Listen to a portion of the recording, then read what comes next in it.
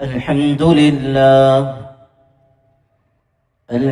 لله نحمده ونستعينه ونستغفره ونؤمن به ونتوكل عليه ونعوذ بالله من شرور أنفسنا ومن سيئات أعمالنا من يهده الله فلا مضل له ومن يضلله فلا هادي له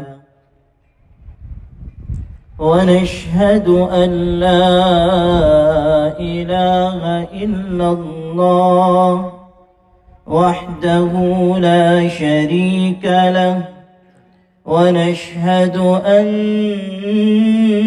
سيدنا وسندنا وحبيبنا وشفيعنا ومولانا ووسيلة يومنا وغدنا محمدا عبده ورسوله صلوات الله وسلامه عليه وعلى آله وأصحابه وأزواجه وذرياته وأهل بيته وأهل طاعته ومن تبعهم بإحسان إلى يوم الدين.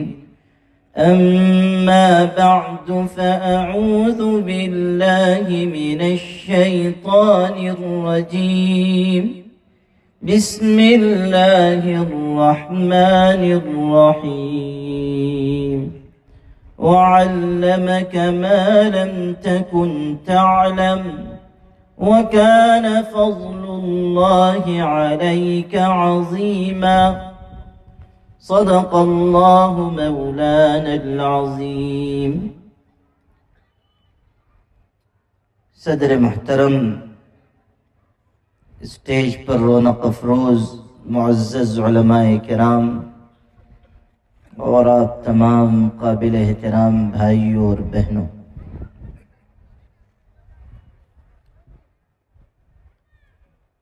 اللہ کا فضل ہے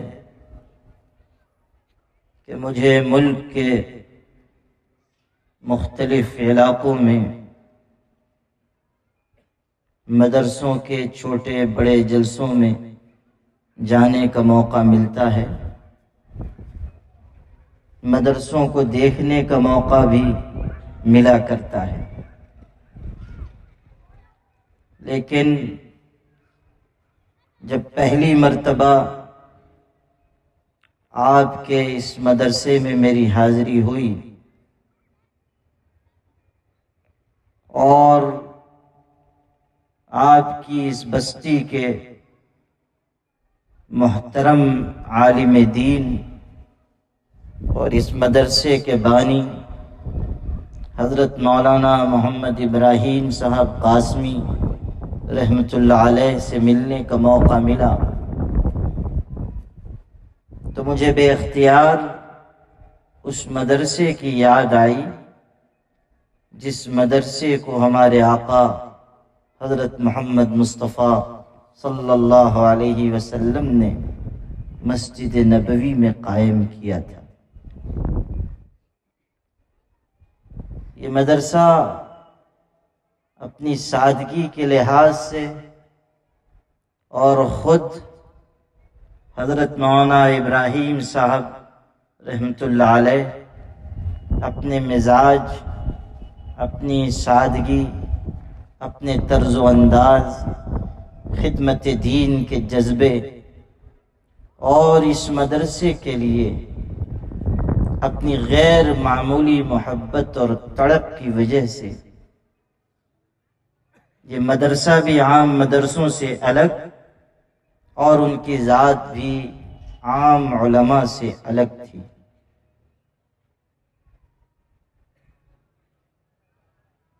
انہیں دیکھ کر یہ اندازہ ہوا کہ اللہ کے اچھے بندے اب بھی اس سرزمین پر زندہ ہیں اور دین کی خدمت اپنے خون جگر سے کر رہے ہیں۔ اسی لیے مجھے اس مدرسے سے محبت ہے، تعلق ہے، اور حضرت رحمت اللہ علیہ کے گزر جانے کے بعد بھی میرا جی یہ چاہتا ہے کہ اس مدرسے سے یہ تعلق قائم رہے اور یہ مدرسہ بھی آگے کی سمت بڑھتا رہے۔ اسی لیے وقت کی تنگی کے باوجود صرف چند دنوں کے فاصلے سے میں نے یہ تاریخ دی، اور آج ہمارے عزیز مولانا عقیل صاحب حفظہ اللہ کی دعوت پر یہاں حاضر ہوا ہوں۔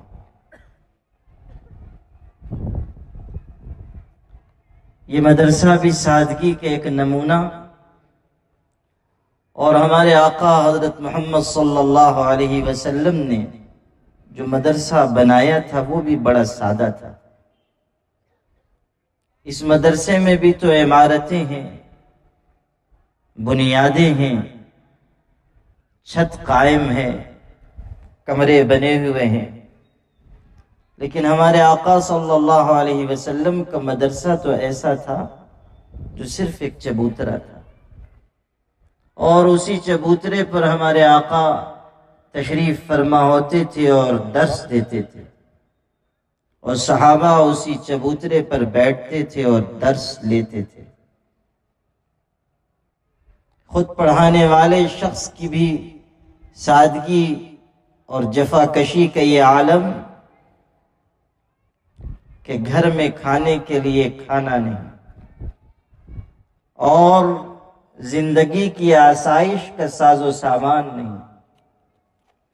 پڑھیے سیرت کی کتابوں میں کہ ہمارے آقا صلی اللہ علیہ وسلم کیسی زندگی گزارا کرتے تھے۔ مدرسے صفہ قائم کرنے والا انسان، مدرسے صفہ میں درس دینے والا انسان، ان کے گھر کی یہ حالت ہے کہ ہماری ماں عائشہ رضی اللہ عنہا بیان کرتی ہیں، ما شبع آل محمد من خبز الشعیر یومین متواصلین حتی قبض، کہ آقا صلی اللہ علیہ وسلم نے اور آپ کے گھر کے لوگوں نے کبھی 2 روز لگاتار جو کی روٹی بھی پیٹ بھر کر نہیں کھائی۔ 2 مہینے 3 مہینے گزر جاتے ہیں، گھر میں چولہا نہیں جلتا۔ حضرت عروہ ابن زبیر حضرت عائشہ کے بھانجے ہیں، وہ نقل کرتے ہیں کہ میں نے خالہ جان سے پوچھا کہ جب 2 3 مہینے چولہا نہیں جلتا تھا تو گزر بسر کیسے ہوتی تھی؟ تو خالہ جان نے فرمایا، الاسودان التمر والماء، 2 کالی چیزیں تھیں، کھجور اور پانی، انہی پر گزر بسر ہوتی تھی۔ غور کیجئے، حضرت عائشہ کہہ رہی ہیں 2 کالی چیزیں، حالانکہ پانی تو سفید ہے، کھجور کالی ہے، پانی سفید ہے، تو یہ کہنا چاہیے کہ ایک کالی اور ایک سفید چیز پر گزر بسر ہے، لیکن ہماری ماں عائشہ کہتی ہیں 2 کالی چیزوں پر گزر بسر۔ علماء نے لکھا ہے کہ حضرت عائشہ کا یہ کہنا در حقیقت اس صورتحال کو بتانے کے لیے ہے جو مسلسل فاقہ کرنے کی وجہ سے ہوا کرتی تھی۔ جب آدمی زیادہ بھوکا رہتا ہے تو آنکھوں کے سامنے اندھیرا چھانے لگتا ہے، چکر آنے لگ جاتے ہیں، اور جب آنکھوں کے سامنے اندھیرا چھانے لگتا ہے تو سفید چیز بھی کالی نظر آتی ہے۔ ہماری ماں بتانا چاہتی ہیں کہ فاقہ کرنے کی وجہ سے ایسی کمزوری ہو جاتی تھی کہ سفید پانی بھی کالا نظر آتا تھا۔ الاسودان التمر والماء۔ دو کالی چیزوں پر گزر بسر ہوا کرتی تھی۔ حضور اکرم صلی اللہ علیہ وسلم نے بھی اور آپ کے گھر کے لوگوں نے بھی سادگی کی زندگی گزاری، مشقت کی زندگی گزاری، فقر و فاقے کی زندگی گزاری۔ شان ان کی اتنی اونچی تھی کہ اگر اشارہ کر دیتے تو پہاڑ سونے کی شکل میں تبدیل کر دیے جاتے اور آقا کے پیچھے پیچھے چلتے۔ خود ہمارے آقا نے فرمایا اگر میں چاہوں تو مکے کی پہاڑیاں سونے کی بنا دی جائیں اور میں جہاں جہاں وہ میرے پیچھے پیچھے چلیں۔ لیکن ہمارے آقا صلی اللہ علیہ وسلم کا ایک مزاج تھا جس کو آپ نے ان الفاظ میں بیان فرمایا، میں یہ چاہتا ہوں کہ ایک دن کھاؤں، پیٹ بھر کر کھاؤں تاکہ اللہ کا شکر ادا کروں، ایک دن بھوکا رہوں تاکہ صبر کروں۔ شکر پر بھی اجر اور صبر پر بھی اجر۔ ہمارے آقا صلی اللہ علیہ وسلم مدرسہ صفہ میں پڑھا رہے ہیں اور آپ فقر و فاقے کے مرحلے سے بھی گزر رہے ہیں۔ آپ صلی اللہ علیہ وسلم نے ایک راستہ ہمارے لیے، آپ کے لیے چھوڑا ہے۔ وہ راستہ عیش و عشرت کا نہیں ہے، وہ راستہ آسائش دنیا، آسائش زندگی جمع کرنے کا نہیں ہے۔ ہمیں یہ نہیں سکھایا گیا کہ ہم دنیا کے پیچھے پیچھے چلیں اور آخرت کو بھول جائیں۔ ہمیں یہ نہیں سکھایا گیا کہ ہم مال جمع کریں، تاجر بنیں، زراعت کرنے والے بنیں اور دین کو چھوڑ دیں۔ ہمیں یہ نہیں سکھایا گیا کہ ہم دنیا کی نعمتوں کو حاصل کرنے کے لیے اپنی آخرت کو تباہ و برباد کریں۔ ہمارے آقا صلی اللہ علیہ وسلم پر آسمانوں کے اوپر سے اتارا جانے والا کلام قرآن پاک 2 اور 2 4 کی طرح حقیقت کو بیان کرتا ہے اور کہتا ہے كَلَّا بَلْ تُحِبُّونَ الْعَاجِلَةَ وَتَذَرُونَ الْآخِرَةَ۔ دنیا کے انسانوں، تم نقد دنیا سے محبت کرتے ہو اور آخرت کو نظر انداز کر دیتے ہو۔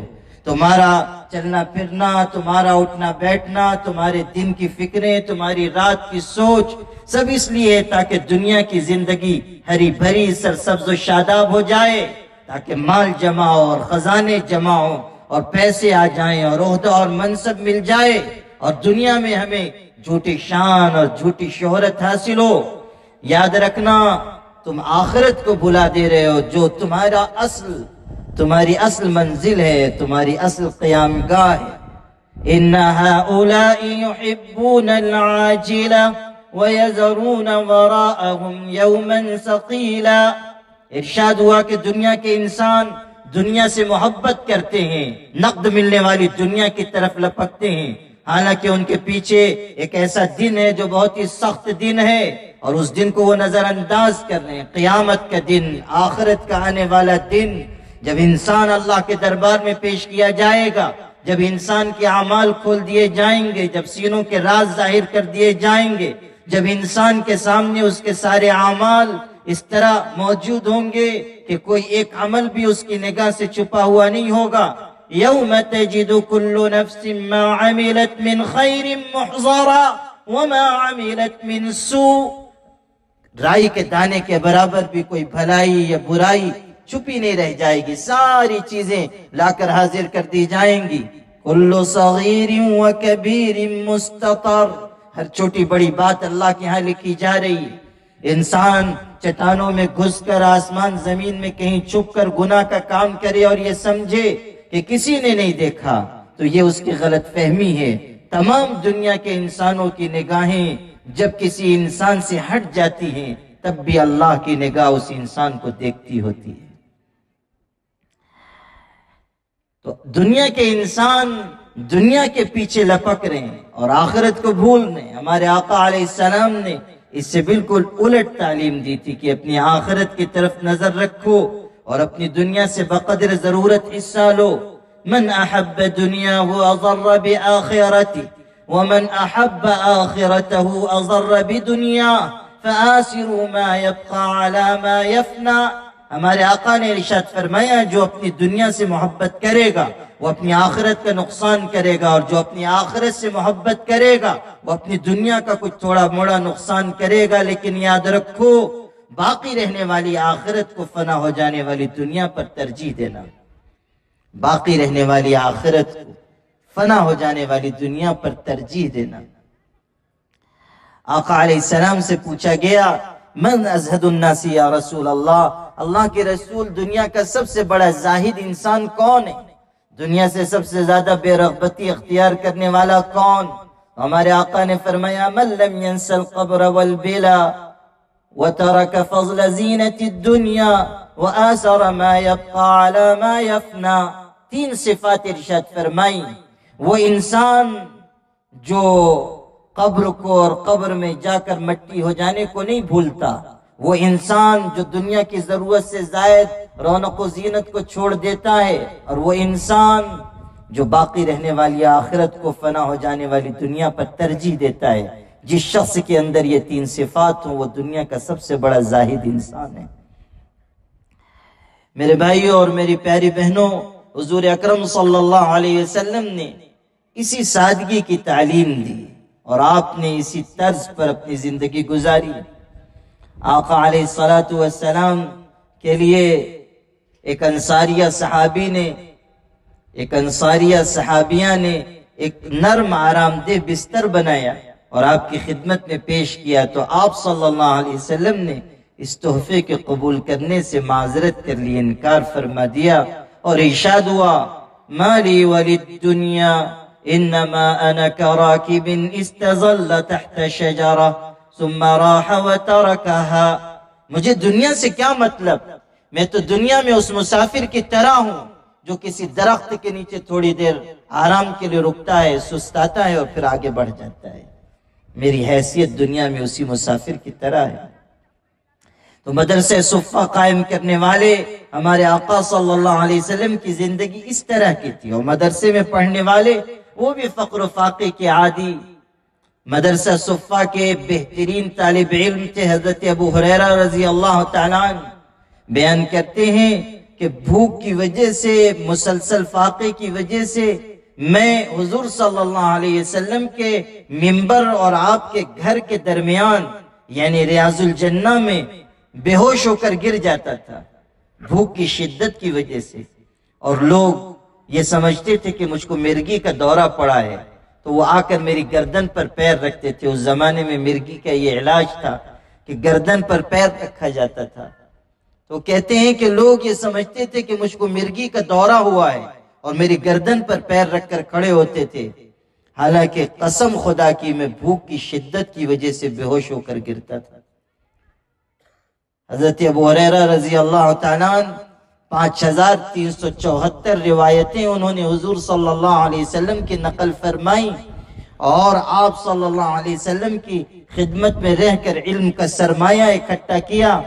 اللہ تعالیٰ نے ان کو زبردست حافظے کی قوت عطا کی، اور وہ بھی حضور صلی اللہ علیہ وسلم کی دعا کی برکت سے. حدیث میں ہے، حضرت ابو ہریرہ بیان کرتے ہیں، ایک دن میں اور میرے 2 ساتھی مسجد نبوی میں جمع ہوئے. ہم نے آپس میں یہ طے کیا کہ ہم اللہ سے دعا مانگیں، ایک دعا مانگے گا اور دوسرے 2 آمین کہیں گے. میرے ایک ساتھی نے دعا مانگی، مانگنا شروع کی، اتنے میں حضور صلی اللہ علیہ وسلم مسجد میں تشریف لے آئے. آپ نے ہمیں دیکھا تو قریب آئے اور دعا ہو رہی تھی، تو آپ نے بھی ہماری دعا پر آمین کہنا شروع کیا. میرے ایک ساتھی نے دعا کی، ہم لوگوں نے آمین کہا، پھر دوسرے نے دعا کی، پھر میری باری آئی تو میں نے دعا مانگی کہ اللہ میں وہ سب کچھ مانگتا ہوں جو میرے ان دونوں ساتھیوں نے مانگا ہے، وعلم لا ینسا، اور ایسا علم بھی مانگتا ہوں جو کبھی نہ بھولوں. حضور صلی اللہ علیہ وسلم نے میری دعا پر آمین ارشاد فرمائی کہ اللہ اس کی دعا کو قبول کر. جب میں نے یہ چیز مانگی کہ اللہ مجھ کو ایسا علم ملے جو کبھی نہ بھولایا جائے، تو میرے دونوں ساتھیوں کو بھی توجہ ہوئی اور انہوں نے کہا اللہ کے رسول ہم بھی وہ مانگتے ہیں جو ابو ہریرہ نے مانگا ہے، یعنی ایسا علم جو کبھی نہ بھولایا جائے. تو آقا نے فرمایا نہیں، سبقک بہذا الغلام الدوسی یہ دوس کا رہنے والا غلام تم سے آگے بڑھ گیا، یہ نعمت بس اس کو ملے گی، تمہیں نہیں ملے گی، یہ نعمت اس کے لیے۔ حضرت ابو ہریرہ رضی اللہ تعالیٰ عنہ زبردست قوت حافظہ اور احادیث کے حفظ کرنے والے اور لوگوں تک پہنچانے والے، مگر آپ کے مدرسے میں پڑھتے ہوئے فقر و فاقے کا یہ عالم ہے کہ بھوک کی شدت میں بے ہوش ہو کر گر جاتے ہیں۔ خود بیان کرتے ہیں ایک دن سخت بھوک کی حالت تھی، کھانے کو کچھ ملا نہیں، میں مسجد نبوی کے دروازے کے باہر جا کر کھڑا ہو گیا اور انتظار کرنے لگا کہ حضرت ابو بکر ابھی گزریں گے تو میں ان سے ایک مسئلہ پوچھوں گا، کھانے کا وقت ہے، مسئلہ پوچھوں گا تو وہ مجھ کو اپنے ساتھ اپنے گھر لے جا کر کچھ کھلا دیں گے۔ اس ارادے سے مسئلہ پوچھنے کے لیے کھڑا ہوا۔ حضرت ابو بکر آئے، میں نے آگے بڑھ کر ان سے مسئلہ پوچھا، انہوں نے مسئلے کا جواب تو دیا لیکن مجھے اپنے گھر نہیں لے گئے۔ ہو سکتا ہے ان کے حالات اتنی گنجائش کے نہیں ہوں گے کہ وہ ان کو کھلائیں، اس لیے وہ مسئلہ بتا کر بڑھ گئے۔ پھر کہتے ہیں حضرت عمر آئے، میں نے ان سے بھی مسئلہ پوچھا، انہوں نے بھی مسئلے کا جواب دیا اور کھانے کے لیے بلایا نہیں، آگے بڑھ گئے۔ پھر تھوڑی دیر گزری کہ آقا صلی اللہ علیہ وسلم تشریف لائے، میں نے آگے بڑھ کر حضرت صلی اللہ علیہ وسلم کی خدمت میں بھی مسئلہ پیش کیا۔ آقا علیہ السلام نے مجھ کو نظر بھر کر دیکھا اور یہ نگاہ ابو بکر و عمر رضی اللہ عنہما کی نگاہ نہیں تھی، یہ تو حضور صلی اللہ علیہ وسلم کی نگاہ تھی، نگاہ نبوت۔ آقا علیہ السلام نے پہچان لیا اور ارشاد ہوا، ابو ہریرہ بھوک لگی ہے۔ انہوں نے کہا اللہ کے رسول آپ نے صحیح پہچانا، بہت سخت بھوک لگی ہے۔ آپ نے فرمایا ٹھہرو۔ پھر آپ نے اپنے گھروں میں معلوم کروایا ازواج مطہرات کے یہاں کھانے کے لیے کچھ ہے، پتہ چلا کچھ بھی نہیں ہے، صرف دودھ کا ایک گلاس کہیں سے ہدیے میں آیا ہوا تھا، وہ میسر آیا۔ جب وہ پیالے میں دودھ آیا، حضرت ابو ہریرہ کہتے ہیں کہ مجھے یہ خیال ہوا کہ ایک پیالہ دودھ ہے اور پینے والے دو لوگ ہیں، میں ہوں اور حضور صلی اللہ علیہ وسلم ہے، تو اس سے پوری طرح بھوک نہیں مٹے گی۔ کہتے ہیں اتنے میں حضور صلی اللہ علیہ وسلم نے ارشاد فرمایا کہ صفہ والوں کو بلا کر لاؤ۔ اپنے طالب علموں کو حضور نے یاد فرمایا، اور آقا علیہ السلام مدرسے میں پڑھنے والوں کا بے پناہ خیال فرماتے تھے۔ حضور صلی اللہ علیہ وسلم اپنے مدرسے کے طلباء کی ضرورتوں کی کفالت فرماتے تھے، آپ خود خرچ کرتے تھے، آپ ایثار و قربانی سے کام لے کر خود بھوکے رہتے اور اپنے طلباء کو کھلاتے تھے۔ یہ آپ کی شان تھی اور یہ آپ کا اکرام تھا۔ حضور صلی اللہ علیہ وسلم کے بارے میں نقل کیا گیا کہ آپ کی چہیتی بیٹی حضرت فاطمہ کسی ضرورت سے آپ کی خدمت میں آئی اور انہوں نے کچھ سوال کیا، غلام یا باندی کا سوال تھا۔ آقا علیہ السلام نے اپنی سب سے چہیتی بیٹی حضرت فاطمہ سے کہا کہ فاطمہ میں تمہیں کیسے غلام یا باندی دے دوں، حالانکہ ابھی صفہ والوں کی ضرورتیں پوری نہیں ہوئی۔ اپنی اولاد کے سلسلے میں آپ کا یہ طرز عمل ہے۔ حضرت فاطمہ جیسی چہیتی بیٹی سے کہتے ہیں کہ ابھی صفہ والوں کی ضرورتیں پوری نہیں ہوئیں، تمہیں میں کیسے غلام یا باندی دے دوں، حالانکہ حضرت فاطمہ آپ سے سب سے زیادہ قریب ہیں اور آپ اپنی اولاد میں سب سے زیادہ ان کو چاہتے ہیں، آپ سب سے زیادہ ان سے تعلق رکھتے ہیں۔ حضرت فاطمہ رضی اللہ تعالیٰ عنہ سے کیسا تعلق، کیسی محبت حضور کے قلب اطہر میں تھی، آپ احادیث میں پڑھیے۔ اس کے باوجود آپ صلی اللہ علیہ وسلم نے یہ بات ارشاد فرمائی۔ آپ صلی اللہ علیہ وسلم نے کہا صفہ والوں کو بلا کر لاؤ۔ حضرت ابو ہریرہ کو یہ بات ذرا محسوس ہوئی کہ ایک ہی پیالہ دودھ ہے، صفہ والے آ جائیں گے تو اس میں سے کچھ ہی باقی نہیں رہے گا، اور پھر جب یہ لوگ آئیں گے تو آقا مجھے سے کہیں گے کہ تم ان کو دودھ پلاؤ، تو آخر میں تو کچھ نہیں بچے گا۔ لیکن صحابہ حضور صلی اللہ علیہ وسلم کے ارشاد پر کتنا عمل کرنے والے تھے۔ کہتے ہیں میں چلا گیا، بلا کر لے کر آیا، بہت سے لوگ تھے، حضرت نے فرمایا دودھ پلاؤ، چنانچہ میں نے ان لوگوں کو دودھ پلانا شروع کیا۔ سب نے شکم سیر ہو کر دودھ پیا۔ حضور صلی اللہ علیہ وسلم کا معجزہ ظاہر ہوا کہ وہ ایک پیالہ دودھ سب کے لیے کافی ہو گیا۔ جب سب پی چکے تو آقا علیہ السلام نے مجھ سے کہا ابو ہریرہ اب تم پیو۔ چنانچہ میں نے پیا اور خوب پیا، یہاں تک کہ میرا پیٹ بھر گیا۔ پھر آقا نے مجھ سے فرمایا اور پیو، چنانچہ میں نے اور پیا۔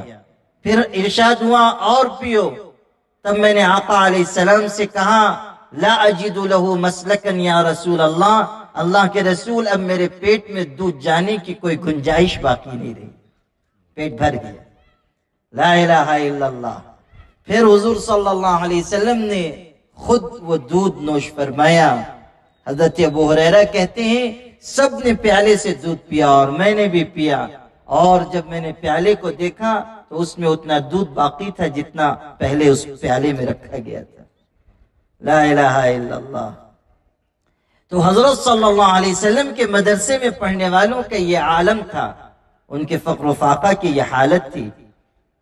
حضور صلی اللہ علیہ وسلم نے دین کی تعلیم کے لیے مدرسہ بنایا اور مسجد میں بنایا، اور ہمارے شیخ ہمارے مرشد حضرت مولانا محمد ولی صاحب رحمانی دامت برکاتہم ایک عجیب بات ارشاد فرماتے ہیں کہ مسجد میں آقا علیہ السلام نے صفہ چبوترا بنایا اور مسجد سے اس کو اونچا رکھا، وہاں دین کی تعلیم شروع فرمائی، اور مسجد کے فرش پر لوگ نماز پڑھتے ہیں، ذکر کرتے ہیں، تسبیح پڑھتے ہیں، عبادت کرتے ہیں، اور اونچی جگہ پر بیٹھ کر لوگ علم حاصل کرتے ہیں، دین کی تعلیم پاتے ہیں۔ در حقیقت ہمارے آقا صلی اللہ علیہ وسلم نے یہ اشارہ فرما دیا مدرسے کی زمین کو اونچا کر کے کہ یاد رکھنا نماز پڑھنے والے، ذکر کرنے والے، تلاوت کرنے والے، تسبیح پڑھنے والے، اللہ تعالیٰ کی بندگی کرنے والے، خدا تعالیٰ کے آگے سجدہ کرنے والے، ان کی اونچی شان، اونچا مقام، اونچی عزت تو ہے، لیکن علم حاصل کرنے والوں کا مقام عبادت گزاروں سے بڑھ کر ہے۔ عبادت کرنے والوں سے علم والوں کا مقام اونچا ہے۔ ہمارے آقا علیہ السلام ارشاد فرما رہے ہیں فضل العالم على العابد كفضل القمر ليلة البدر على سائر الكواكب۔ عالم دین کی فضیلت عبادت گزار پر ایسی ہے جیسے 14ویں رات کے چاند کی فضیلت تمام ستاروں پر ہے۔ اور ایک حدیث میں فرمایا فضل العالم على العابد كفضل على ادناكم رجلا۔ عبادت گزار انسان کے اوپر عالم دین کی فضیلت ایسی ہے جیسے میری فضیلت تم میں سے کسی ادنا شخص پر۔ کہاں ہمارے آقا صلی اللہ علیہ وسلم کا مقام، کہاں آپ کی اونچی شان، کہاں آپ کی عزت، آپ کی رفعت اور آپ کی بلندی۔ آپ صلی اللہ علیہ وسلم کا مقام تو انبیاء میں بھی سب سے اونچا ہے، آپ کی شان تو نبیوں میں بھی سب سے بلند ہے، اور آپ سے بڑھ کر خدا تعالیٰ کا کوئی محبوب اس درجے محبوب اس کائنات میں پیدا نہیں ہوا۔ آسمان کے نیچے اور زمین کے اوپر سب سے زیادہ عظمت والی ذات اگر کسی کی ہے تو ہمارے آقا صلی اللہ علیہ وسلم۔ سب سے زیادہ علم اگر کسی کے اندر ہے تو ہمارے آقا کی ذات کریم ہے۔ اگر سب سے بڑھ کر اللہ تعالیٰ کی محبوبیت کسی کو حاصل ہے تو ہمارے آقا ہیں۔ سب سے بڑھ کر دنیا کے انسانوں کی فلاح و بہبود کی کوئی خدمت کسی نے انجام دی ہے تو ہمارے آقا صلی اللہ علیہ وسلم ہیں، جن کی نبوت قیامت تک کے لیے، جن کی نبوت عرب و عجم کے لیے، جن کی نبوت ساری دنیا کے انسانوں کے لیے، جنات کے لیے، تمام مخلوقات جن کی نبوت و رسالت کو تسلیم کرتی ہیں، پتھر جن کی نبوت کی گواہی دیتے ہیں، درخت جن کے اشارے پر زمین چیرتے ہوئے چلے آتے ہیں، اونٹ ان کے آگے آ کر سجدہ کرتے ہیں اور اپنی شکایت پیش کرتے ہیں، ان کے اشارے پر چاند 2 ٹکڑے ہو جاتا ہے اور ان کی انگلی کے اشارے پر ڈوبا ہوا سورج واپس نکل آتا ہے۔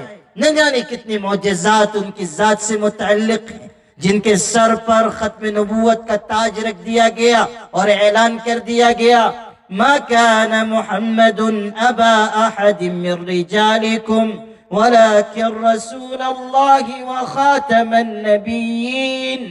یاد رکھنا محمد صلی اللہ علیہ وسلم تم میں سے کسی بیٹے کے باپ نہیں ہیں، نرینہ اولاد آپ کی نہیں ہے، لیکن آپ اللہ کے عظمت والے پیغمبر ہیں اور تمام نبیوں کے سلسلے کو ختم کرنے والے ہیں۔ حضور صلی اللہ علیہ وسلم کے بعد اب قیامت تک کوئی نبی کوئی پیغمبر آنے والا نہیں، اور آپ کے بعد اب دنیا میں کسی کی نبوت چلنے والی نہیں۔ جو پیدا ہوگا نبوت کا دعویٰ لے کر وہ جھوٹا، کذاب اور دجال ہوگا۔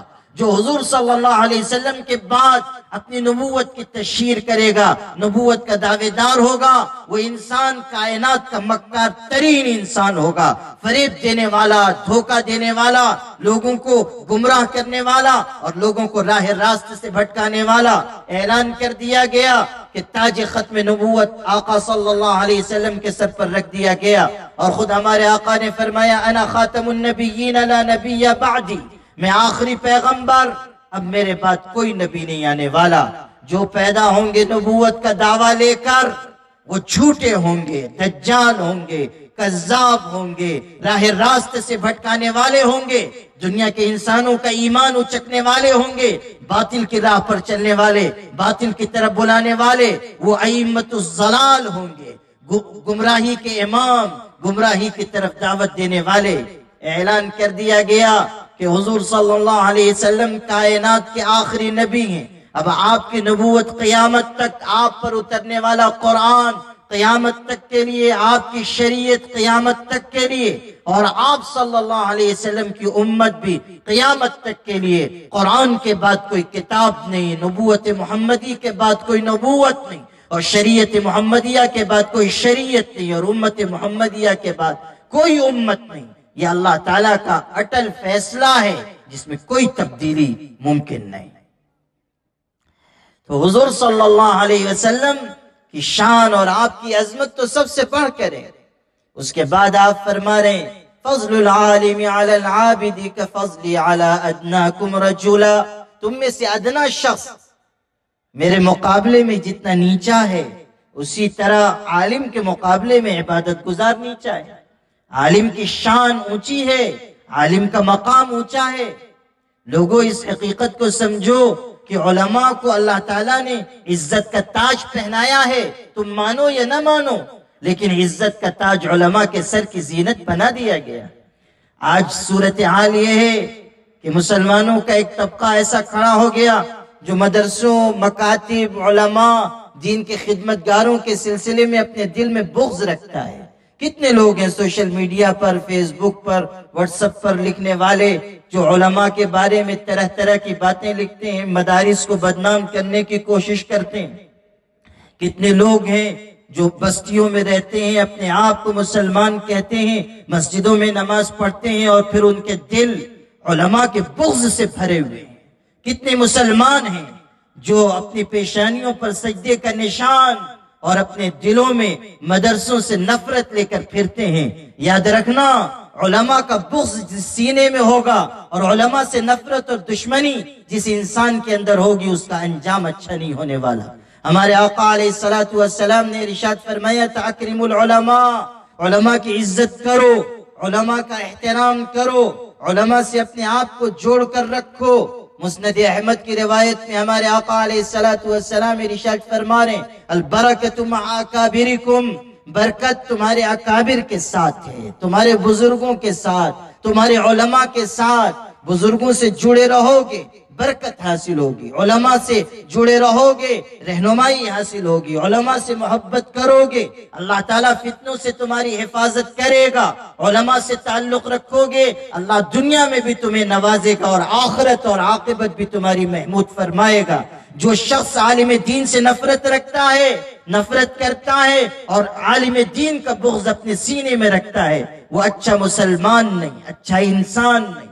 ہمارے فقہاء علماء نے تو یہاں تک لکھا ہے من ابغض عالما بدون عذر شرعی خیف علیہ الکفر، جو شخص کسی عالم سے بغیر عذر شرعی کے نفرت کرتا ہے، دشمنی رکھتا ہے، اندیشہ ہے کہ وہ کفر پر مرے گا۔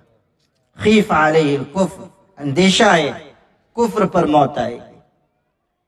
حضرت مولانا رشید احمد گنگوہی رحمۃ اللہ علیہ جو فقیہ النفس تھے اور بڑے عالم اور بزرگ، وہ فرمایا کرتے تھے کہ جو شخص علماء سے دشمنی کرتا ہے، علماء سے نفرت کرتا ہے، جب اس کو قبر میں لٹایا جاتا ہے تو اس کا منہ قبلہ سے پھیر دیا جاتا ہے۔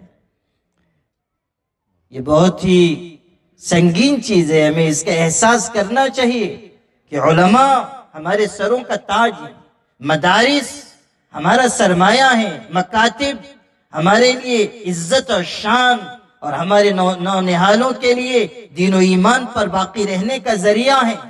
یہ مدارس، یہ مکاتبی کی محنت ہے کہ آپ کے سروں پر ٹوپی ہے، آپ کے چہرے داڑھی کے نور سے سجے ہوئے ہیں، آپ اس ملک میں دین و ایمان کے بقا کے دعوے دار ہیں، آپ اس ملک میں تحفظ شریعت کے علم بردار ہیں۔ یہ مدارس اور مکاتب کی محنت ہے کہ آج ان سخت ترین حالات میں بھی، اس مشکل دور میں بھی، حکومت کے غلط ارادوں کے باوجود، ملک میں پنپنے والے فتنوں کے باوجود، یہ امت اس ملک میں پوری طاقت کے ساتھ یہ کہتی ہے کہ ہم کسی ایک سنت سے، کسی ایک مستحب سے، کسی دین کی چھوٹی سے چھوٹی چیز سے دستبردار ہونے کے لیے تیار نہیں۔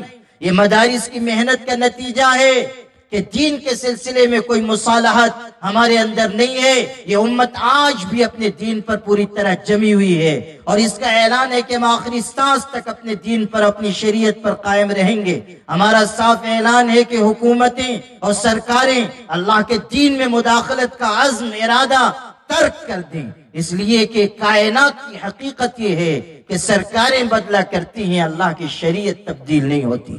خدا کا دین اپنی جگہ باقی رہنے کے لیے لا تبدیل لکلمات اللہ، اللہ تعالیٰ کا نظام، اللہ کے کلمے، اللہ تعالیٰ کی طرف سے طے کردہ چیزیں وہ نہیں بدلا کرتی ہیں۔ لا مبدل لکلماتی، اللہ تعالیٰ کے نظام کو بدلنے والا، خدا کی شریعت کو تبدیل کرنے والا کوئی پیدا نہیں ہوا۔ اس ملک میں انگریز آئے تھے اس عزم کے ساتھ کہ وہ سارے مذاہب کو مٹا کر اپنے دین اور اپنے مذہب کو غالب کر دیں گے۔ انہوں نے اس کے سخت ترین کوششیں کی اور اس کے لیے بڑی محنت اور جد و جہد کی۔ انہوں نے اپنا پورا زور خرچ کیا، ان کے پاس طاقت تھی، قوت تھی، ایسی سلطنت تھی جس میں سورج نہیں ڈوبتا تھا، لیکن ان کا مقابلہ کرنے کے لیے انہی مدرسوں سے لوگ نکلے، قال اللہ اور قال الرسول کے نغمے بلند کرنے والے ان کے راستے میں سد سکندری بن کر کھڑے ہو گئے، فولاد کی دیوار بن کر کھڑے ہو گئے، اور انہوں نے ایسی زبردست قربانی دی، اپنے خون کا نذرانہ پیش کیا، اپنے سر کٹوائے، اپنے سینوں پر گولیاں کھائیں، کہ ایک وقت آیا کہ جب انگریزوں کو اپنا بوریا بستر سمیٹ کر اس ملک سے جانا پڑا، ان کا خواب چکنا چور ہو گیا اور ان کے ارادے ملیا میٹ ہو گئے، اور ان کی سازشیں مکڑی کے جالے کی طرح بکھر گئیں، اور خدا تعالیٰ نے بتا دیا کہ اللہ کا دین باقی رہنے کے لیے ہے، سلطنتیں مٹ جانے کے لیے ہیں، اور خدا تعالیٰ کے دین کے مقابلے اور اس کی شریعت کے مقابلے میں آنے والی ہر طاقت اللہ تعالیٰ کی قوت کے مقابلے میں آ کر چکنا چور ہو جائے گی اور پاش پاش کر دی جائے گی، اور خدا تعالیٰ کا فیصلہ غالب آ کر رہے گا۔ وَالَّذِي أَرْسَلَ رَسُولَهُ بِالْهُدَى وَدِينِ الْحَقِّ لِيُظْهِرَهُ عَلَى الدِّينِ كُلِّهِ، اللہ تعالیٰ نے یہ دین اس عزم، اس ارادے کے ساتھ، اس فیصلے کے ساتھ بھیجا ہے کہ یہ دین تمام دین پر غالب آئے گا۔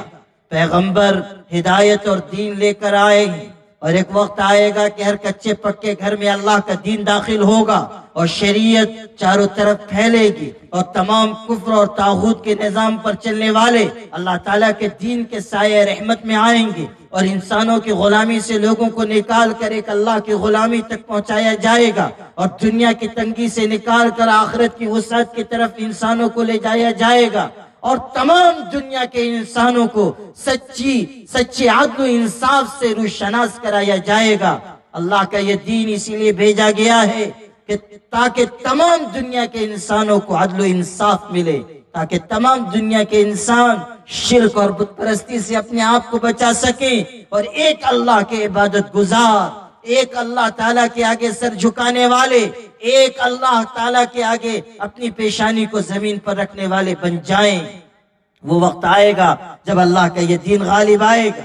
میرے بھائیوں، یہ مدارس کی محنت ہے، مکاتب کی محنت ہے کہ آج بھی اس ملک میں مسلمان اپنے دین، اپنی شریعت سے محبت کے ساتھ زندہ ہیں، اور ان کا یہ عزم ہے کہ ہم اسی شان کے ساتھ زندہ رہیں گے، اور ایک چیز بھی چھوڑنے کے لیے ہم آمادہ اور تیار نہیں۔ یاد رکھنا، یہ مدارس، یہ مکاتب غیر معمولی اہمیت رکھنے والے ادارے ہیں۔ یہی مدارس ہے جہاں سے انسانیت کی سچی تعلیم دنیا میں عام کی جاتی۔ دنیا دہشت گردی کے، نفرت کے، زہر پھیلانے کے راستے پر چل رہی۔ ہمارے اس ملک میں بھی آپ دیکھ لیجئے، یونیورسٹیز کے پڑھے لکھے لوگ، کالجز میں تعلیم پانے والے، اعلیٰ ڈگریاں پانے والے، اونچی اونچی کرسیوں پر بیٹھنے والے، ان کے اندر تعصب کا زہر اس طرح پھیل چکا ہے کہ انسانوں کا خون ان کے لیے پانی کی طرح ارزاں اور سستا ہو گیا۔ آج بڑی بڑی یونیورسٹیز کے پڑھے ہوئے لوگ اپنے دل و دماغ میں نفرت اور دشمنی بھرے ہوئے پھر رہے ہیں۔ آج بڑی بڑی تعلیم گاہوں سے دی جانے والی تعلیم انسانوں کے دلوں کا زہر نکال پھینکنے میں عاجز اور قاصر ہے، لیکن یہ مدرسے ہی ہیں جہاں یہ تعلیم دی جا رہی ہے کہ ہر قیمت پر امن و امان برقرار رکھنا۔ یہ مدرسے ہی ہے جہاں یہ سکھایا جا رہا ہے، من قتل نفسا بغیر نفس او فساد فی الارض فكأنما قتل الناس جميعا ومن احیاها فكأنما احیا الناس جميعا، کہ جو کسی ایک انسان کو بھی ناحق قتل کر دے گا تو وہ تمام انسانیت کا قاتل ہے، اور جو ایک انسان کو زندگی بخشے گا وہ تمام انسانیت کو زندہ کرنے والا ہے۔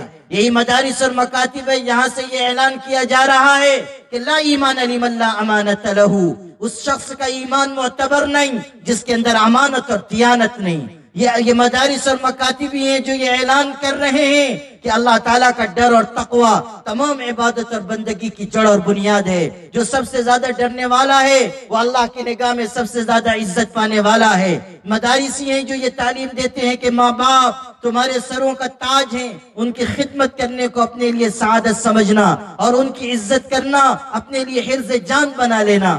مدارس ہی ہیں جہاں سے یہ اعلان کیا جاتا ہے کہ کوئی غریب انسان ہو، چاہے وہ کسی مذہب کا ماننے والا ہو، کسی مسلک کا ماننے والا ہو، کسی تہذیب پر چلنے والا ہو، وہ ٹیکا لگانے والا ہو، بتوں کے آگے جھکنے والا ہو، کسی چرچ اور کلیسا میں وہ مریم العذراء البتول یا عزیر علیہ السلام کی تصویر کے آگے جھکنے والا ہو، شرک میں مبتلا انسان بھی ہو مگر ضرورت مند اور حاجت مند ہو، کسی مشقت پریشانی میں پڑا ہوا ہو، تو تمہاری یہ ذمہ داری ہے کہ تم آگے بڑھ کر اس کی مدد کرو۔ کوئی تمہارا ہندو بھائی ہے، کوئی سکھ ہے، کوئی عیسائی ہے، کوئی یہودی ہے، کوئی صابی ہے، مجوسی ہے، آگ کی پوجا کرنے والا ہے یا بے دین ہے، ملحد ہے، تہریہ ہے، خدا کے وجود کا انکار کرنے والا ہے، مگر وہ انسان ہے اور اس کی رگوں میں دوڑنے والا خون سرخ خون ہے، تو تمہاری یہ ذمہ داری ہے کہ انسانیت کے ناطے سے تم اس کی مدد کرو اور اپنے مسلمان ہونے کا ثبوت پیش کرو،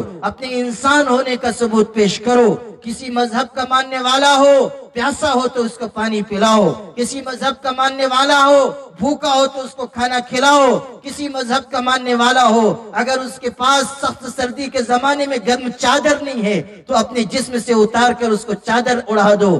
اگر کوئی بیوہ عورت ہے، چاہے وہ ہندو ہے یا چاہے سکھ یا عیسائی یا یہودی ہے یا دنیا کے کسی مذہب کو ماننے والی ہے، اگر اس کے گھر میں چولہا بجھا ہوا ہے تو تم اپنے گھر کا چولہا بجھا کر اس کے گھر کا چولہا جلا دو۔ اگر تم مسلمان ہو، اگر تمہارے اندر ایمان ہے، اگر تم محمد عربی کے غلام ہو، اگر تمہارے اندر انسانیت کی رمق باقی ہے، اگر تم اللہ کے کلام پر یقین رکھتے ہو، اگر تم اسلام کی صداقت اور اس کی ابدیت کو مانتے ہو، اگر تمہارا یہ یقین ہے کہ ایک دن دنیا سے گزر کر آخرت میں تم کو پیش ہونا ہے اور اللہ کے حضور میں تم کو حساب دینا ہے، تو تمہاری ذمہ داری ہے کہ آگے بڑھ کر ہر بیوہ کے گرے ہوئے آنچل کو اس کے سر پر پہنچا دو اور ہر پریشان حال مجبور انسان کی مدد کرو۔ پیاسے کو پانی پلاؤ گے، بھوکے کو کھانا کھلاؤ گے، بیوہ کے آنسو پوچھو گے، یتیم کے سر پہ دست شفقت رکھو گے تو اللہ کی محبت تم کو وہی ملے گی۔ یہ اسلام کی تعلیم ہے جو مدارس اور مکاتب سے عام کی جا رہی ہے۔ اس سچائی کو مسلمانوں سمجھو اور اس کو پوری طاقت سے تمام ملک کے سامنے، تمام برادران وطن کے سامنے، تمام ہندو بھائیوں کے سامنے پیش کرو کہ تمہیں یہ غلط پروپیگنڈا تمہارے ذہنوں پر نقش کر دیا گیا کہ مدارس دہشت گردی کی تعلیم دیتے ہیں۔ یاد رکھنا، مدرسے سے بڑھ کر امن و امان سکھانے والی کوئی درسگاہ نہیں، اور مدرسے سے بڑھ کر انسانیت کی تعلیم دینے والا کوئی ادارہ نہیں، اور مدرسے سے بڑھ کر بیواؤں، یتیموں، پریشان حالوں، دکھی انسانوں کی مدد کرنے کی تعلیم دینے والا کوئی ایجوکیشن کا ادارہ پوری دنیا میں کہیں چراغ لے کر ڈھونڈنے سے بھی نہیں ملے گا۔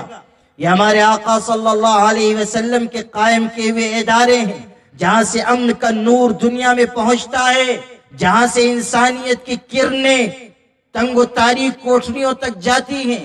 کیا آپ نے نہیں دیکھا کہ اسی مدرسے سے ایسے لوگ پیدا ہوئے جنہوں نے دکھی انسانیت کے زخموں کے اوپر مرہم رکھا؟ کیا آپ نے نہیں دیکھا کہ انہی مدارس سے ایسے لوگ پیدا ہوئے جنہوں نے سسکتی ہوئی انسانیت کو نئی زندگی عطا کی؟ کیا آپ کو تاریخ معلوم نہیں ہے کہ انہی مکاتب اور مدارس نے ایسے فرزندوں کو جنم دیا جنہوں نے ظلم کے اندھیریوں میں انصاف کا سورج طلوع کر کے دکھایا، جنہوں نے دنیا کے تڑپتے بلکتے ہوئے انسانوں کے سر پہ دست شفقت رکھا؟ کیا آپ بھول گئے کہ جب یہ ملک ظلم و ستم کی چکی میں پیسا جا رہا تھا اور انگریزوں کی طرف سے اس ملک کے باشندوں کو سخت ترین دشواریوں کا سامنا تھا، تو انہی مدارس کے پڑھے ہوئے لوگوں نے تمام ظالموں اور ستمگروں کے خلاف علم بغاوت بلند کیا تھا اور مظلوموں کی حمایت اور نصرت کا فریضہ انجام دیا تھا؟ کیا آپ بھول گئے کہ انہی مدارس سے ایسے لوگ پیدا ہوئے جنہوں نے بھوکا رہ کر غریبوں کو کھلایا ہے؟ کیا آپ بھول گئے کہ انہی مدارس سے ایسے لوگ پیدا ہوئے جن کے دسترخوان پر ہندو اور مسلمان، سکھ اور عیسائی سب بیٹھے؟ کیا آپ بھول گئے کہ انہی مدارس سے نکلنے والوں نے ایسی خانقاہیں قائم کی جہاں ہزاروں لاکھوں غیر مسلموں کو ان کے دکھ کی دوا، ان کے زخم کا مرہم اور ان کی پریشانیوں کا مداوا ملا؟ کیا آپ کو نہیں معلوم کہ انہی مدارس سے ایسے اولیاء کرام پیدا ہوئے جنہوں نے دنیا کو بتایا کہ انسانیت کسے کہتے ہیں، سچائی کس چیز کا نام ہے، امانت اور دیانت کسے کہتے ہیں؟ آج بھی پوری دنیا میں اگر عدل و انصاف کا روشن مینار کوئی ادارہ ہے تو وہ مدارس ہیں اور مکاتب ہیں۔ مسلمانوں، اپنے ان اداروں کی عظمت کو پہچانو، ان کی قدر کرنا سیکھو۔ غیر ضروری تنقید، غیر ضروری الزامات، غیر ضروری طعن و تشنے، غیر ضروری بغض و نفرت اپنے دلوں سے نکالو۔ مدارس اور مکاتب کے سلسلے میں اپنے دل کو کشادہ کرو۔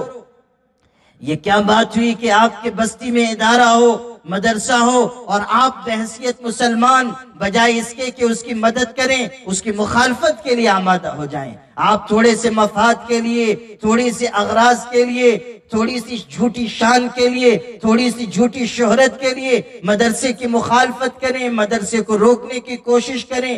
اب تو افسوس کی بات میں آپ سے عرض کروں اور دل کے دکھ کے ساتھ کہوں کہ ہماری صورتحال اتنی بگڑ گئی اور نفسانیت اور انانیت اس درجہ ہمارے دلوں میں غالب آ گئی کہ علماء تک مدارس کی مخالفت میں بولنے لگے، اور ایک مدرسہ دوسرے مدرسے کا معین و مددگار بننے کے بجائے مخالف بن رہا ہے، اور ایک عالم دوسرے عالم کی عزت کرنے کے بجائے اپنے دل میں بغض اور نفرت لیے پھرتا ہے۔ یاد رکھیے گا، کل قیامت کے دن ہر انسان کا حساب لیا جانا ہے، علماء کا بھی حساب لیا جانا ہے، اہل علم سے بھی پوچھا جانا ہے۔ اللہ تعالیٰ کے دربار میں سارے راز اور بھید ظاہر کر دیے جائیں گے۔ اگر کوئی عالم اللہ تعالیٰ کے خوف سے عاری ہو کر زندگی گزارتا ہے تو قسم خدا کی قیامت کے دن عام انسانوں سے بڑھ کر اس کا محاسبہ ہوگا، اور قیامت کے دن اللہ تعالیٰ کے یہاں بازپرس سے بچ نہیں سکے گا۔ حضور پاک صلی اللہ علیہ وسلم نے صاف صاف بتا دیا کہ جو دین کے کاموں میں رکاوٹ بنے گا، قیامت کے دن اللہ تعالیٰ کے دربار میں سخت سزا اس کے لیے متعین کر دی گئی۔ ایک عالم دوسرے عالم کی عزت کرے، ایک مدرسہ دوسرے مدرسے کا معین و مددگار بنے، سب آپس میں ایک دوسرے کا تعاون کرنے والے ہوں، ایک ادارہ دوسرے ادارے کے لیے رکاوٹ نہ ہو بلکہ ایک دوسرے ادارے کے لیے اس کی مدد کرنے، اس کے تعاون کرنے، اس کی امداد کرنے کا ذریعہ ہو۔ ہمارے آقا نے فرمایا تَكُونُوا عِبَادَ اللَّهِ إِخْوَانًا، اللہ کے بندے اور آپس میں بھائی بھائی بن کر جیو، اللہ کے بندے بن جاؤ، آپس میں بھائی بھائی بن جاؤ۔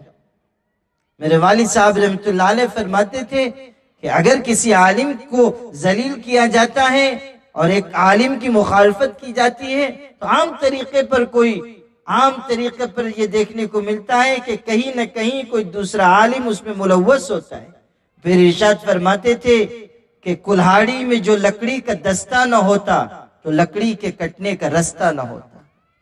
اس لیے میرے بھائیوں، سب کی یہ ذمہ داری ہے کہ وہ علماء سے، مدارس سے، مکاتب سے، اہل اللہ سے محبت کرے۔ ہمارے لیے سلامتی کا، عافیت کا راستہ یہ ہے کہ ہم اللہ والوں سے جڑیں، علماء سے جڑیں، مدارس سے جڑیں، مکاتب کی قدر کریں۔ آپ دیکھیے ان مدارس سے حفاظ کرام تیار ہو رہے ہیں، اور آج یہاں حافظوں کی دستار بندی ہے۔ اللہ مبارک کرے ان کو جو حافظ بنے، جنہوں نے اپنے سینے میں اللہ کا قرآن محفوظ کیا، بڑی برکت ہے ان کے لیے اور بڑا اونچا مقام ان کے لیے۔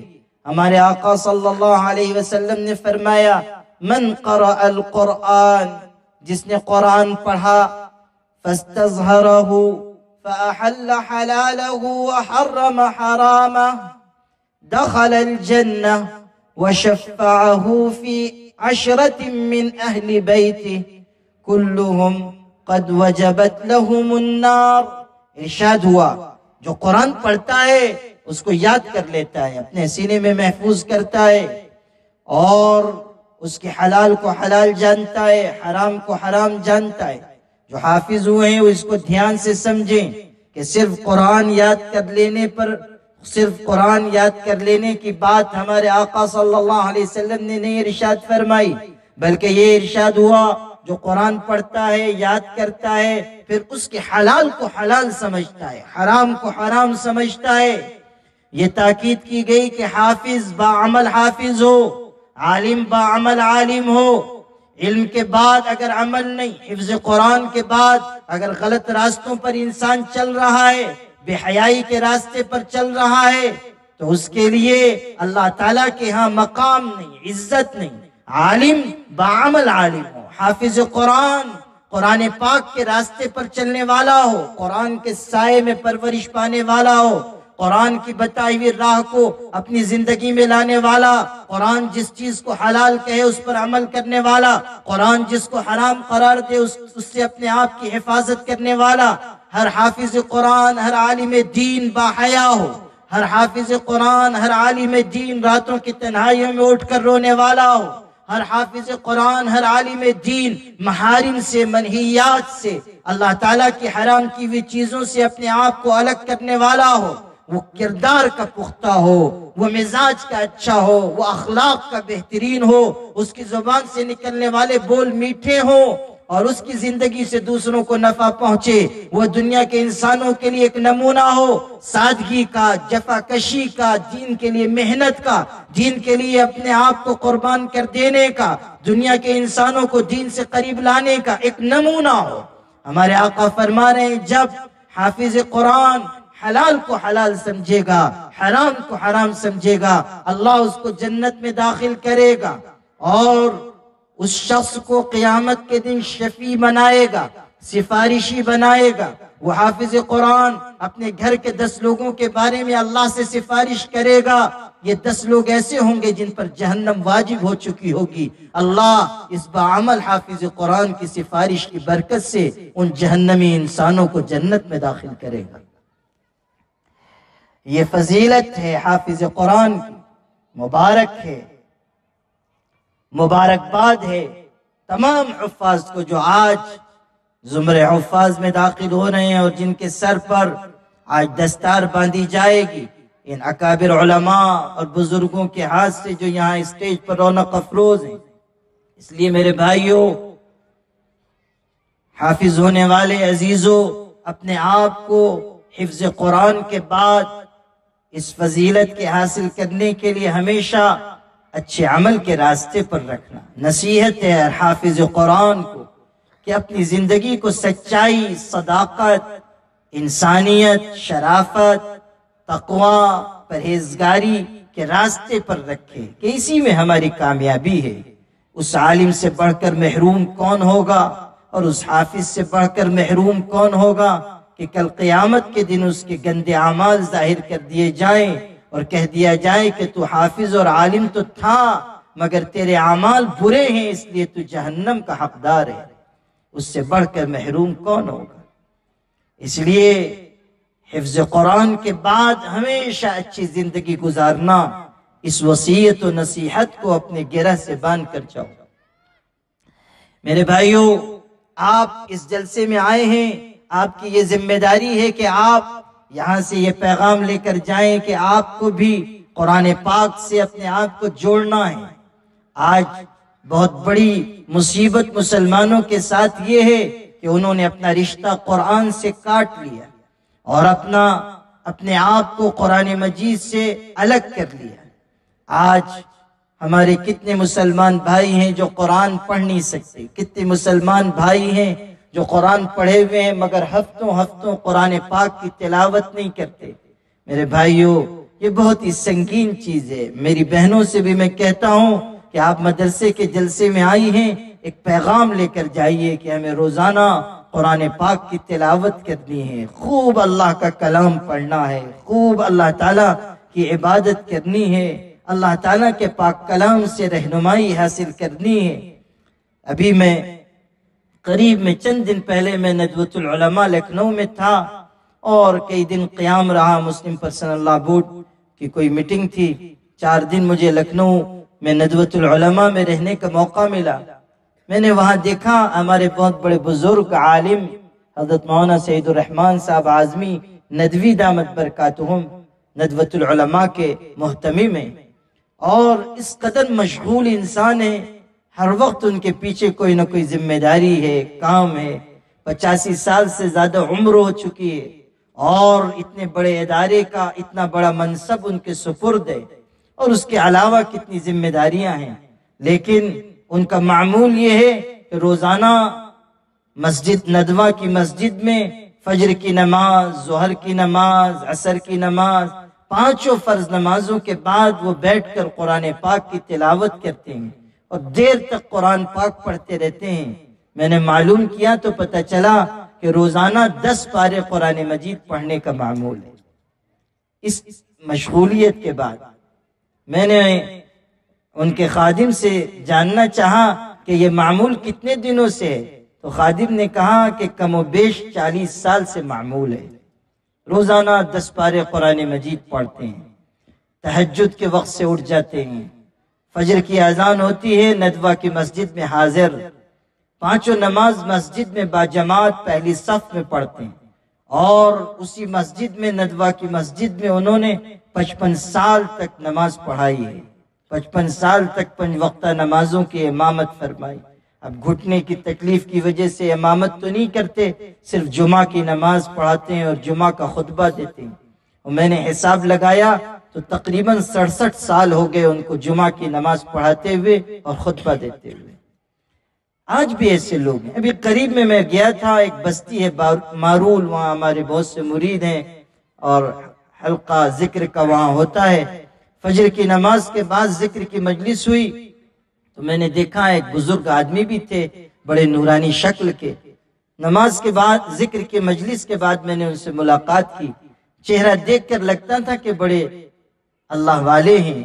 میں نے ان سے کچھ چیزیں پوچھی تو انہوں نے اپنے معمولات میں سے ایک چیز یہ بھی بتائی کہ میں تہجد سے اٹھ کر قرآن پاک کی تلاوت کرتا ہوں اور روزانہ 10 پارے پڑھتا ہوں۔ اور پھر انہوں نے اپنی ڈائری نکال کر مجھ کو دکھائی، 1997 سے لے کر اب تک ان کی ڈائری میں تاریخ کے ساتھ لکھا ہوا ہے کہ کس تاریخ کو قرآن پاک ختم ہوا، اور آخری صفحہ انہوں نے کھول کر مجھ کو دکھایا تو اس پر لکھا ہوا تھا کہ اب تک 1559 مرتبہ قرآن پڑھ چکا ہوں۔ اب سوچئے ان کی بھی عمر 82 سال کی تھی، ایسے قرآن پاک کی تلاوت کرنے والے آج بھی ہیں، لیکن افسوس کہ ہماری زندگی سے تلاوت کا معمول نکل گیا۔ اس لیے آج تلاوت کے اہتمام کی نیت کر کے یہاں سے جائیے، اور آپ اس مدرسے سے جو آپ کی بستی کا مدرسہ ہے اپنا گہرا تعلق وابستہ کیجئے۔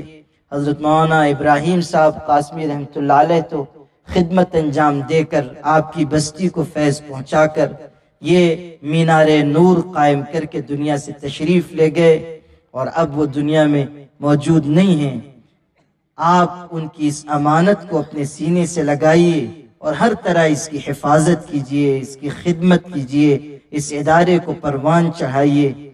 اور ہمارے عزیز جو اب اس مدرسے کے ناظم و محتمم ہیں مولانا عقیل صاحب اور ان کے رفقاء اور ان کے تمام ساتھی، انہیں بھی نصیحت ہے کہ وہ اس امانت کی پوری حفاظت کریں اور اس کے لیے شب و روز محنت کرنے کا مزاج بنائیں۔